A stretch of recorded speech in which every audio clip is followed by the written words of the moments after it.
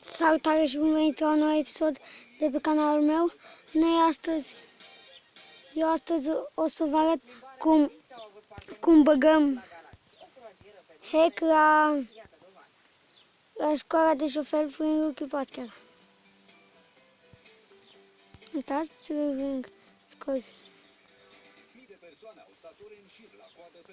uitați, reconstruiește aplicația. Și aici zice, vă rugăm așteptați, așteptăm aici. Noi astăzi filmăm pe alt telefon. Da, filmăm pe alt telefon. Ați observat voi ceva ciudat la meniu și la... Așa că eu filmam pe alt telefon și acum filmăm pe alt telefon. Da, pe telefonul celălalt. Acum nu are baterie și trebuie să filmăm pe telefonul ăsta. Noi o să facem mai multe episoade de Dreaming Soccer, da,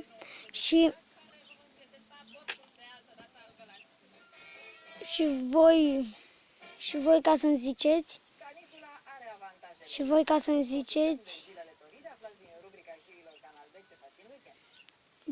ziceți, în comentarii la episodul ăsta dacă vă jucați jocul acesta, să ne jucăm amândoi. Să ne jucăm amândoi pe online. Acasă, la piață, în parc sau la plajă, murim de cald. Nu-i nimic, îi venim acum de hack caniculei. Iată un mic ghid de supraviețuire. Cu unii nu prea pot să mă joc, că sunteți, eu sunt din Bărăganu, da?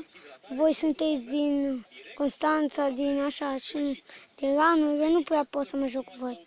Doar dacă sunteți din Bărăganu, dați un like și un share și abonați și apăsați butonul de subscribe și clopoțelul de jos și apăsați și clopoțelul pentru să vă anunțe când eu postez ceva.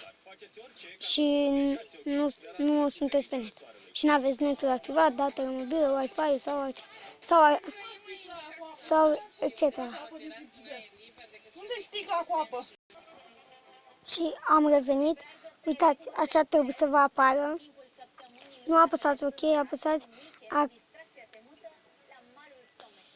accesați fișierul. Apăsați aici. Apăsați pe fișierul ăla unde scrie Squid Driving așa.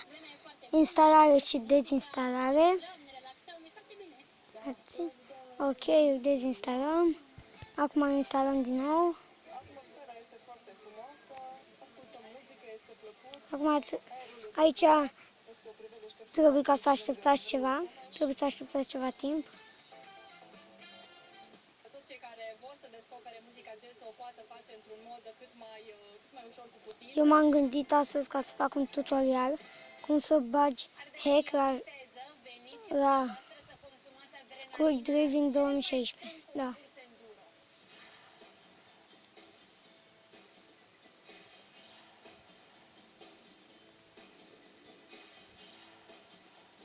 Dacă noi ne-am băgat hack, o să filmăm și Squid Driving 2016, da. O să vă arăt și cum e cu hack. O să încercăm să-i dăm 240 la mașină, da. Dar nu astăzi, cred că mâine o să încercăm sau răspoi mâine, nu știu când. Dar am de gând să filmez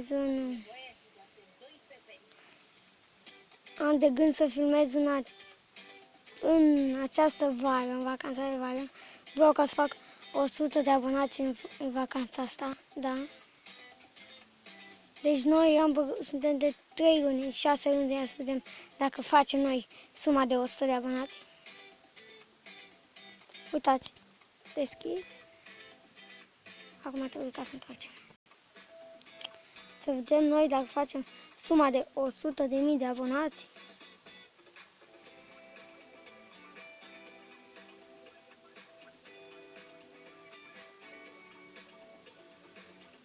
Uitați, dați aici. Am intrat în joc, dați aici să apăsați pe bani. Să țin. Acestea au fost recomandările mele. Numărați. Spuneți să vă meargă la sub Dați aici pe bani. săptămâna viitoare. Aveți grijă. Banii ăștia, da.